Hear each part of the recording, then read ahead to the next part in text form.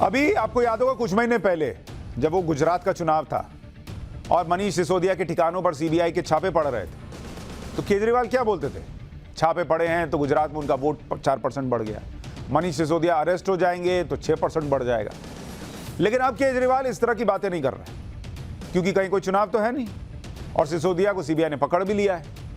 Court में पेशी के बाद सिसोदिया की 5 दिन की रिमांड की सीबीआई ने अपील की थी, जो उसको मिल गई।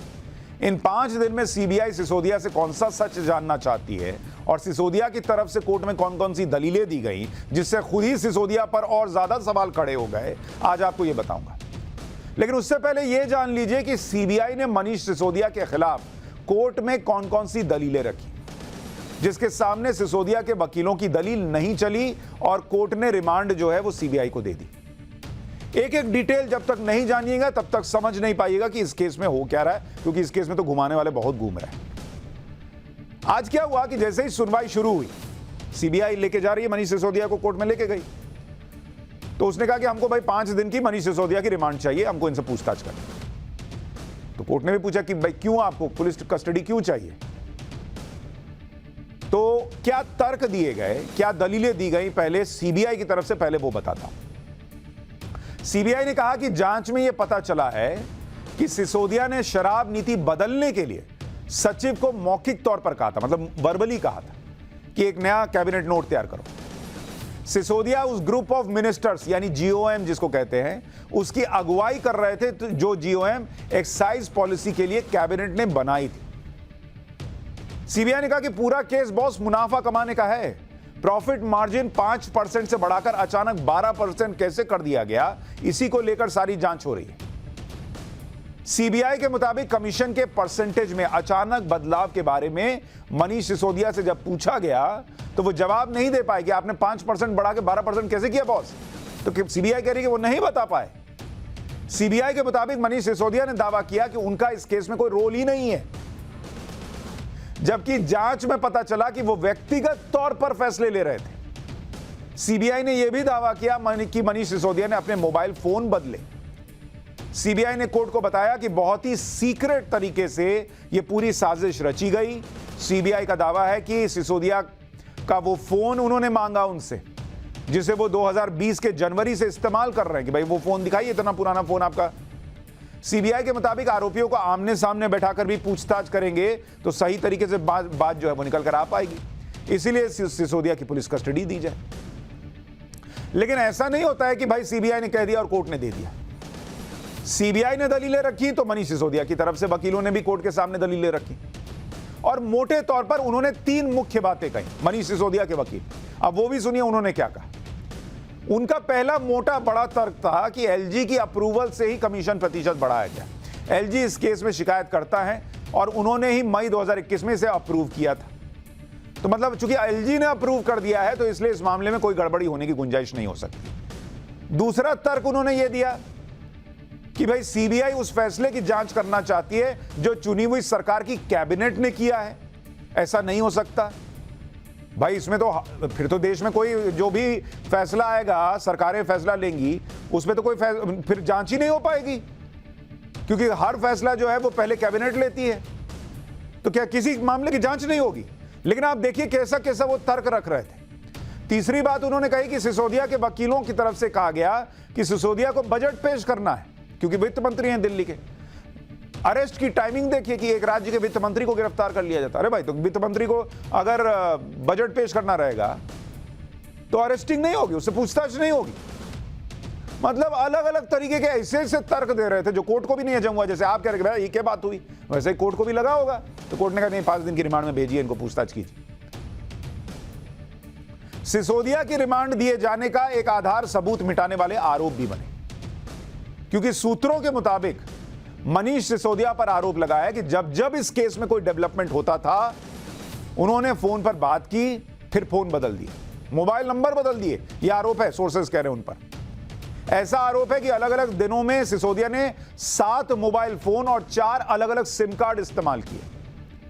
यह भी आरोप लग रहा है कि एक दिन में उन्होंने कम से कम 4 फोन यूज किए और इसमें से 3 फोन नष्ट कर दिए गए।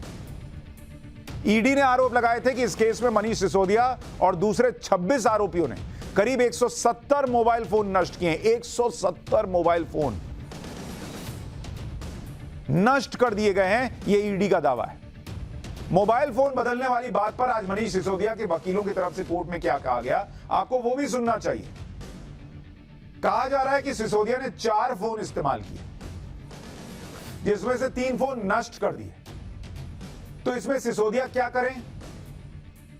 ये सिसोदिया के वकील कोर्ट में कह रहे हैं कि भाई 4 में से 3 फोन नष्ट कर दिए गए, तो कह रहे हैं कि इसमें हम क्या करें? सिसोदिया के वकील ने कहा कि क्या वो इन फोन को इसलिए संभाल कर रखें कि उन्हें पता था कि सीबीआई आएगी और फोन मांगेगी। फोन इस्तेमाल करने के बाद इसलिए फेंक दिया कि उसे किसी सेकेंड हैंड शॉप पर नहीं दे सकते थे और कोई भी फोन कॉल, मैसेज या मीटिंग सिसोदिया से नहीं जुड़ी है। मतलब मनीष सिसोदिया के वकील ने यह माना कि फोन डिस्ट्रॉय किए गए, फोन फेंक दिए गए। वो कह रहे हम कहीं और तो बेच नहीं सकते थे। लेकिन बॉस, इस देश में कितने ही ऐसे लोग हैं जो फोन इस्तेमाल करते हैं और कोई नया फोन ले लेते हैं तो पुराना फोन घर में पड़ा रहता है। कभी कभी किसी और गरीब को दे देते कि चलो तुम यूज करो। चलिए मिनिस्टर थे तो किसी और को नहीं दे सकते थे। फोन फेंकता कौन है भाई? फोन फेंक दिए और वकील मान रहा है कि हम क्या इसलिए बचा के रखते कि सीबीआई कभी आएगी और मांगेगी। अरे सीबीआई नहीं भी आके मांगेगी तो मोबाइल फोन कौन फेंकता है भाई? मैंने तो आज तक किसी को मोबाइल फोन फेंकते नहीं सुना भाई। मेरा तो कोई दोस्त नहीं फेंका। और ये लोग आम आदमी हैं, इतना वीआईपी कल्चर की मोबाइल फोन फेंक दिया कि इस्तेमाल हो गया, लो हटाओ इसको फेंको। ऐसा करते हैं क्या? आम आदमी पार्टी के नेता भी कह रहे हैं कि फोन बदलना कौन सी बड़ी बात हो गई, फोन तो हर कोई बदलता है। एक बार जरा सौरभ भारद्वाज की दलील सुनिए। सीबीआई के अफसर मूर्ख हैं। कौन फोन नहीं बदलता? मैं पत्रकारों से पूछना चाहता हूं कि आप पिछले 2 साल में कितने फोन बदल चुके? खूब बदलते हैं फोन भैया। फोन का नया वर्जन आता है इसलिए कि फोन बदला जाए। क्यों करता है आईफोन लॉन्च? ये जो है ये बकवास। अगर आप फोन बदलने के लिए किसी को गिरफ्तार करने लगेंगे तो ये आईफोन और जो फोन की कंपनियां ये बंदी हो जाएंगी। लोग कहेंगे भैया इन्होंने फोन खरीद लिया, अभी 10 साल बाद बदलेंगे वरना इनको गिरफ्तार कर लेगी ईडी कि इन्होंने फोन बदल लिया। ये मूर्खतापूर्ण जो इनके कुतर्क हैं, ये इतिहास में याद रखे जाएंगे। इन्होंने सीबीआई को ही मूर्ख बता दिया कि नया फोन कौन नहीं लेता है। अरे बॉस, नया फोन तो सब लेते हैं, लेकिन हफ्ते भर में कहा जा रहा है कि 3-4 फोन बदल लिए। उसका क्या? इस आरोप का क्या? और उनके वकील खुद कह रहे हैं कि पिछले वाले फोन जो है वो फेंक दिए। और अगर मनीष सिसोदिया आईफोन यूज करते थे, जिसके लिए मीम्स चलते हैं कि किडनी बेचकर आईफोन खरीदना पड़ता है, तो सोचिए उनका कलेजा कितना मजबूत होगा कि एक आईफोन ले लिया और दूसरा आईफोन जो है वो फेंक दिया, अगर आईफोन रहा होगा तो। भाई यही ना सवाल है कि क्या नया फोन इस्तेमाल करने के लिए कोई पुराना फोन नष्ट करता है क्या? ये जरूरी है क्या? फोन तो लोग बदलते हैं लेकिन उसे फेंक नहीं देते। बॉस पूछ रहे थे ना कि पत्रकार फोन नहीं बदलता। हम लोग बदलते हैं भाई, लेकिन पिछला फेंकते नहीं है। अगर ये मान ले कि फोन भी बदला तो क्या सिम कार्ड भी बार बार बदलना पड़ता है क्या? केस इतना सिंपल है नहीं जितना कि मनीष सिसोदिया और उनके नेताओं की तरफ से दलीलों में दिखाया जा रहा है। सिसोदिया सीबीआई के शिकंजे में कैसे आए, सिसोदिया तक सीबीआई कैसे पहुंची, इसकी भी बड़ी दिलचस्प कहानी है। हमारे रिपोर्टर्स चूंकि अभी लगातार खबरें निकाल रहे हैं कि क्या हुआ, कैसे हुआ, तो सोर्सेज ने हमारे रिपोर्टर को बताया कि एक कंप्यूटर ने मनीष सिसोदिया को जेल तक पहुंचाया। सूत्रों के मुताबिक सीबीआई ने 14 जनवरी को मनीष सिसोदिया के ऑफिस से कंप्यूटर सीज किया। इस कंप्यूटर में ज्यादातर फाइल्स डिलीट हो गई थी, लेकिन सीबीआई ने फाइल्स रिट्रीव की और इससे कुछ रिकॉर्ड सीबीआई को मिल गए। रिट्रीव हुई फाइल्स पर पूछताछ के लिए सीबीआई ने सिसोदिया के तत्कालीन सचिव रहे अधिकारी को भी बुलाया। उस अधिकारी ने बताया कि सिसोदिया ने मार्च 2021 में उसे मुख्यमंत्री अरविंद केजरीवाल के घर पर बुलाया। वहां पर सत्येंद्र जैन भी मौजूद थे। सिसोदिया ने उस अधिकारी को ग्रुप ऑफ मिनिस्टर्स की रिपोर्ट की कॉपी दी। इस ड्राफ्ट जीओएम की कॉपी में 12% प्रॉफिट मार्जिन का क्लॉज मौजूद था, लेकिन 12% प्रॉफिट मार्जिन क्लॉज का फैसला कैसे हुआ, इससे जुड़ी चर्चा का कोई रिकॉर्ड, कोई फाइल नहीं थी। सीबीआई ने गवाह के तौर पर इस अधिकारी का बयान फरवरी के पहले हफ्ते में सेक्शन 164 सीआरपीसी के तहत मजिस्ट्रेट के सामने दर्ज किया है। और सीबीआई यही दावा कर रही है कि जब उस ड्राफ्ट रिपोर्ट के बारे में पूछा गया कि भाई उसमें 12% लिखा हुआ था, तो मनीष सिसोदिया ने उसके बारे में बताया नहीं, और यानी वो पूछताछ में सहयोग नहीं कर रहे हैं, इसलिए रिमांड चाहिए, सीबीआई का कहना है। सूत्रों का दावा है कि सिसोदिया ने जब पूछताछ हुई थी तो उन्होंने इस ड्राफ्ट जीओएम की कॉपी के बारे में कोई जानकारी देने से इनकार कर दिया था। इसमें अहम बात यह है कि जो फाइल्स रिकवर की गई हैं वो मनीष सिसोदिया के कंप्यूटर पर जनरेट नहीं हुई थी, बल्कि ये फाइल व्हाट्सएप के जरिए कंप्यूटर पर आई थी, यानी किसी और ने ये फाइल भेजी थी। यह भी आरोप है कि इन फाइल्स में शराब पॉलिसी का ड्राफ्ट भी था। मतलब आरोप यह लग रहा है कि कोई तीसरा ही था जो क्या पॉलिसी होनी चाहिए यह बनाकर भेज रहा था, यह आरोप है। और सोर्सेस की माने तो सिसोदिया तक सीबीआई को एक कंप्यूटर की डिलीट फाइल ने पहुंचाया। पर आपके मन में भी सवाल होगा कि बॉस फाइल डिलीट हो गई तो सीबीआई को मिली कैसे? इसको थोड़ा समझिए। होता क्या है कि कंप्यूटर में जब हम कोई फाइल डिलीट करते हैं तो पहले वो कहां जाती है? वो रिसाइकल बिन में जाती है, कचरा जैसा बना रहता है, उसमें व्हाइट पेपर टाइप आ जाता है जब डिलीट करते हैं। फिर आप कहते हैं empty recycle bin, right click करके करते हैं ना, तो वहां से सब कुछ डिलीट हो जाता है। आपको लगता है रिसाइकल बिन से भी डिलीट हो गया, तो हम ये मान लेते हैं कि वो परमानेंटली डिलीट हो गया, लेकिन ऐसा होता नहीं है। हमारे लिए उस डिलीटेड फाइल को रिकवर करना संभव नहीं होता, लेकिन ये काम एक्सपर्ट्स आराम से कर लेते हैं। आमतौर पर जांच एजेंसियां ऐसे केस में फॉरेंसिक साइंस एक्सपर्ट्स की मदद लेती हैं। फॉरेंसिक इन्वेस्टिगेटर्स के सामने दो तरह की चुनौती है कि एक तो जो फाइल रिकवर करनी है उसको अगर हिडन रखा गया है, छुपा के रखा गया है, तो कैसे रिकवर करें, और अगर डिलीट मार दिया गया तब कैसे रिकवर करना, ये दो चुनौती होती है। फोन या कंप्यूटर से जब भी आप कोई फाइल डिलीट करते हैं तो वो फोन या कंप्यूटर की मेमोरी से तुरंत डिलीट नहीं हो जाता जब तक आपके फोन या कंप्यूटर में स्पेस अवेलेबल है। फोन या कंप्यूटर का सिस्टम डिलीट फाइल को रखे रखता है, लेकिन ये कहां स्टोर है ये सिस्टम को भी नहीं पता होता। जब ये सिस्टम या डिवाइस एक्सपर्ट के पास पहुंचती है तो एक्सपर्ट इसकी क्लोनिंग करते हैं, मतलब इसी तरीके का एक और बना लेते हैं। क्लोनिंग से ऐसा होता है कि डिलीट फाइल्स भी क्लोनिंग डिवाइस में आ जाती है और यहां से इनकी पहचान करना आसान हो जाता है। लेकिन चुनौती अभी खत्म नहीं होती, क्योंकि अगर डिलीट फाइल को रिकवर भी कर लिया जाए तो वो इंक्रिप्टेड फॉर्मेट में होती है, मतलब ऐसी भाषा में होती है कि उसको समझना मुश्किल होता है। इसलिए फिर एक खास सॉफ्टवेयर की मदद से इस इंक्रिप्टेड फाइल को डिक्रिप्ट करके डिलीट फाइल्स को रिकवर कर लिया जाता है। इसलिए कोई आम आदमी इस तरह की डिलीट फाइल को रिकवर नहीं कर पाता, लेकिन एक्सपर्ट्स कर लेते हैं, और यही इस केस में हुआ है, ये सोर्सेस दावा कर रहे हैं। कभी कभी तो ऐसे मैसेज, ऐसे चैट को रिकवर करने के लिए जांच एजेंसियां सोशल मीडिया कंपनियों को भी कहती हैं, क्योंकि उनके मैसेज इंक्रिप्टेड होते हैं और उन्हें कोई और पढ़ नहीं सकता। अब दावे के मुताबिक डिलीट हुई फाइल तो मिल गई, लेकिन इस केस को चलते चलते इतना समय हो गया कि हो सकता है इस केस के फैक्ट्स आपके दिमाग से डिलीट हो गए हों। तो आगे बढ़ने से पहले थोड़ा सा आपको आसानी से इसका रिवीजन करा देता हूं कि मामला है क्या, कहां जाकर यह मामला फंस रहा है, क्यों मनीष सिसोदिया तक बात पहुंच रही है, और अरविंद केजरीवाल उनका क्या मामला है वो आपको बताता हूं। जैसे अगर आप ये देखिए, ये व्यक्ति हैं केजरीवाल, ये भाई साहब केजरीवाल है, इनके गले में मफलर लपेट देते हैं, ठीक है, तो ये केजरीवाल हो गए। इनके एक तरफ इनके राइट हैंड कह लीजिए जो खास व्यक्ति होता है, इनको कह लीजिए ये सत्येंद्र जैन, सत्येंद्र जैन, ये इनके राइट हैंड टाइप हो गए, इनका राइट हैंड। और एक तरफ इनके जो है वो है मनीष सिसोदिया, मनीष सिसोदिया, ये दोनों इनके बहुत खास। अब क्यों खास है अभी आपको बताऊंगा। अब हुआ क्या है कि ये सत्येंद्र जैन साहब जो हैं ये तो जेल में हैं, सलाखों के पीछे पहुंच गए। इन पर क्या केस लगा हुआ है भाई? इन पर मनी लॉन्ड्रिंग का केस है, मनी लॉन्ड्रिंग का केस है, और ये जेल के अंदर है, जेल में। ये है मनीष सिसोदिया, ये भाई साहब भी अब आजकल जो है वो सलाखों के पीछे हैं, सीबीआई रिमांड में। इन पर जो है वो लिकर पॉलिसी यानी शराब नीति को लेकर केस चल रहा है इन पर। अब सवाल यह है कि भाई ये दोनों अगर पकड़ लिए गए तो क्या ये भाई साहब भी इसी तरह से किसी बॉक्स में आ सकते हैं, अरविंद केजरीवाल जेल जा सकते हैं? और इन दोनों के पकड़े जाने का क्या मतलब है, इस पर आऊं उससे पहले केस थोड़ा सा बता देता हूं। ये पूरा मामला जो है शराब नीति का वो मनीष सिसोदिया से जुड़ा हुआ है। अब केस क्या है कि जैसे मान लीजिए ये दिल्ली है, ये है दिल्ली, ठीक है। इस दिल्ली में कहीं कहीं ये देखिए, ये शराब के ठेके हैं, शराब के ठेके, ये देख रहे हैं, शराब का ठेका, ये शराब का ठेका, ये शराब का ठेका। अब ये लोग क्या किए, नई शराब नीति लेकर आए और उसमें ये हुआ कि हम भाई जगह जगह शराब के ठेके खोल देंगे और ज्यादा खुल जाएगा। ये नए ठेके खुलेंगे, उसके लिए एक नई शराब नीति लेकर आए।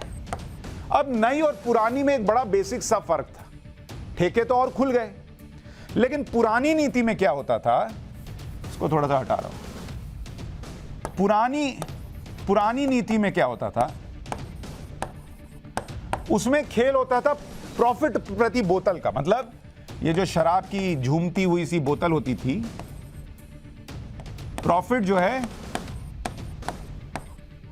प्रति बोतल, मतलब एक बोतल बिकेगी उसमें सरकार, जो प्रॉफिट होगा उसमें सरकार का भी शेयर होगा। ये शराब की बोतल हो गई। नई नीति में क्या हुआ, नई नीति में जो प्रॉफिट है वो प्रति टेंडर हो गया। मतलब ये ठेके का टेंडर निकलेगा और उसमें एक बार में सरकार प्रॉफिट ले लेगी। अब सवाल ये खड़ा हुआ कि बॉस, जब आप ज्यादा ठेके खोल रहे हो, 1 2 3 4, इसी तरह से दिल्ली में ठेके बढ़ गए, तो इसका मतलब शराब की बिक्री भी बढ़ेगी। शराब की बिक्री भी बढ़ेगी तो फिर आप प्रति बोतल ही क्यों नहीं प्रॉफिट ले रहे हो? आप पहले ही एक बार में उसको प्रॉफिट लेके छोड़ दे रहे हो कि आप तुमको जितना कमाना है कमाओ, इससे तो नुकसान होगा।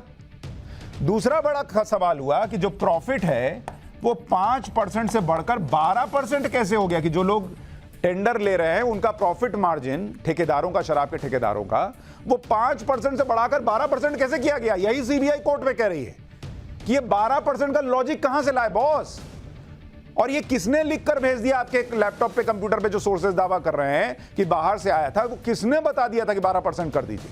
ये सब आरोप लग रहे हैं और ये आरोप इसलिए भी गंभीर हो जाते हैं कि इन आरोपों का जवाब नहीं मिलता। भाई इतनी अच्छी पॉलिसी लेकर आए थे, आज तक वो शराब नीति लागू नहीं हुई। जब उस पर हंगामा होने लगा तो वो नीति लागू ही नहीं हुई। भाई इतनी अच्छी नीति थी तो लागू भी करना था। और आरोप ये है कि ये जो खेल हुआ 5% से 12% का, ये जो आरोप है, उसमें जो पैसा आया वो पैसा फिर पार्टी के पास गया और वो पैसा चुनाव में लगाया गया। ये आरोप लग रहे हैं, अब इसी को साबित करना है। लेकिन मनीष सिसोदिया की गिरफ्तारी के बाद 2 सवाल खड़े होते हैं। एक तो यह कि कट्टर ईमानदार की छवि लेकर घूमने वालों की पॉलिटिक्स कैसे चलेगी अब? भाई मनीष सिसोदिया जेल में, सतेंद्र जैन जेल में, यानी Arvind Kejriwal left hand right hand दोनों जेल में है। और दूसरा सवाल यह कि दिल्ली की सरकार कैसे चलेगी भाई, क्योंकि केजरीवाल ने अपने पास दिल्ली सरकार का कोई काम ही नहीं रखा और ज्यादातर काम मनीष सिसोदिया या फिर सतेंद्र जैन के ही हवाले था।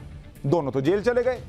बीजेपी इसी को लेकर आरोप भी लगाती है कि केजरीवाल इसलिए अब तक जेल नहीं गए क्योंकि उन्होंने बड़ी चालाकी से काम किया और कोई विभाग ही अपने पास नहीं रखा। दिल्ली सरकार में 33 विभाग हैं, इनमें 18 तो मनीष सिसोदिया के पास थे। वो गिनाते खाली शिक्षा हैं कि बच्चों तुम पढ़ना, मैं जेल जा रहा हूं लेकिन तुम पढ़ना, पढ़ाई मत छोड़ना। जैसे बच्चे पढ़ाई छोड़ देते कि मनीष चाचा गए जेल, अब हम नहीं पढ़ेंगे। ऐसा होता है, माँ बाप कान के नीचे नहीं लगाएंगे कि तुमको जेल जाना है क्या। तो मनीष सिसोदिया के पास क्या क्या, सुनिए अभी लिस्ट सुनिएगा तो आप कहिएगा। शिक्षा उनके पास, वित्त उनके पास, वही कह रहे ना कि बजट कैसे पेश करूंगा। हेल्थ मिनिस्ट्री सतेंद्र जैन के पास होती थी, वो जेल गए तो वो भी उठा के मनीष सिसोदिया को दे दिया। सोचिए अरविंद केजरीवाल के कितने करीबी होंगी। इंडस्ट्री मनीष सिसोदिया के पास, पावर मनीष सिसोदिया के पास, शहरी विकास, सिंचाई, tourism, planning, land and building, vigilance, services, art and culture, language, labour, employment, PWD. जिसके बारे में बताते बताते पानी पीने की नौबत आ गई।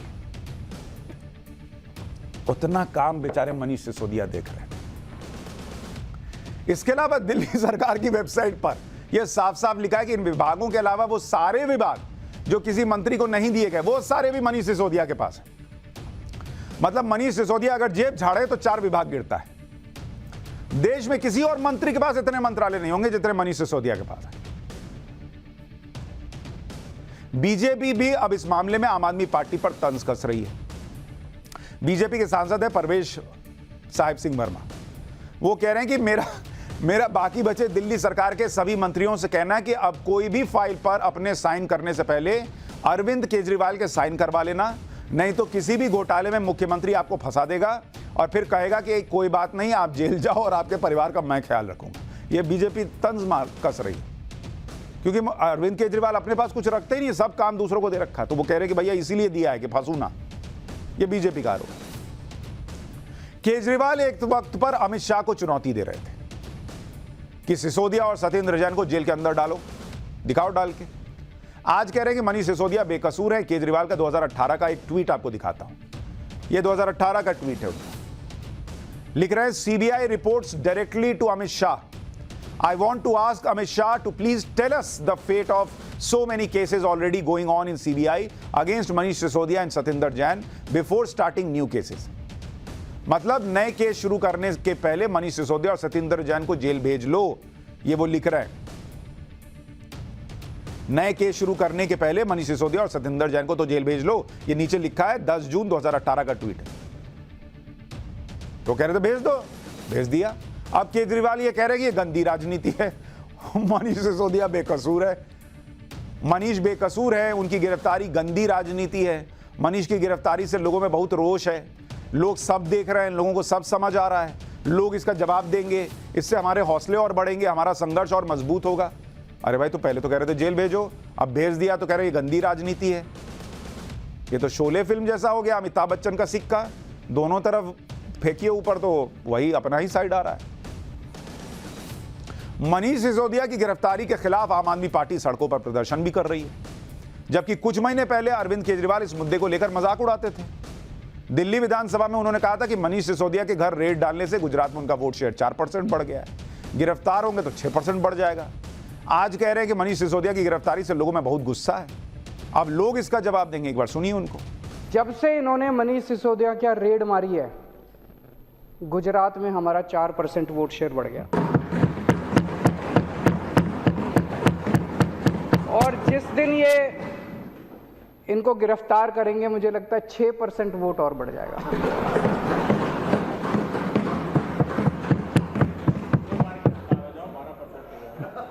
फिर अगर 2 बार गिरफ्तार हो गए तो सरकार ही बन जाएगी गुजरात में। मनीष सिसोदिया जी को आज एक पूरी तरह से फर्जी और झूठे केस में फंसा के उनको गिरफ्तार किया गया है। मनीष जी एक ईमानदार, देशभक्त और साहसी व्यक्ति हैं जो 24 घंटे देश की सेवा में लगे रहते हैं।